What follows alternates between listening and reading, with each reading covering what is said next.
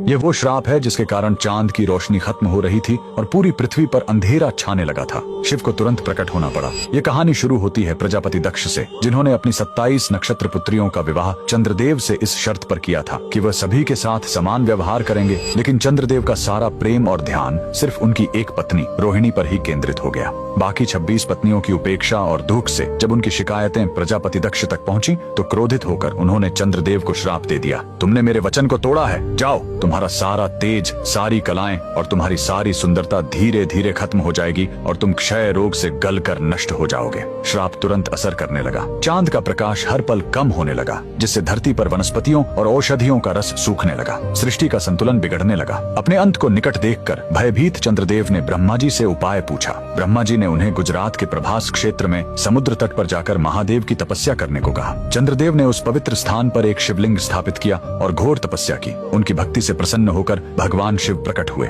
उन्होंने कहा, मैं दक्ष के श्राप को पूरी तरह खत्म तो नहीं कर सकता, लेकिन उसका प्रभाव कम कर सकता हूँ। शिव ने वरदान दिया, तुम कृष्ण पक्ष में 15 दिन क्षीण होगे, लेकिन शुक्ल पक्ष में 15 दिन फिर से पूर्ण हो जाओगे। उन्होंने चंद्र को अपने मस्तक पर धारण कर लिया और चंद्रशेखर कहलाए। और जिस ज्योतिर्लिंग की चंद्र ने पूजा की थी वो सोमनाथ, सोम यानी चंद्र के नाथ के नाम से प्रसिद्ध हुआ। और यही सोमनाथ मंदिर भारत का पहला ज्योतिर्लिंग आज भी गुजरात के वेरावल में उसी समुद्र तट पर शान से खड़ा है जहाँ चंद्रदेव ने श्राप से मुक्ति पाई थी। लेकिन रुकिए, इस मंदिर का एक और रहस्य है। यहाँ मौजूद बाण स्तंभ यह बताता है कि यहाँ से लेकर दक्षिणी ध्रुव तक समुद्र के रास्ते में कोई जमीन नहीं है। भगवान शिव के भक्त कमेंट में हर हर महादेव जरूर लिखें।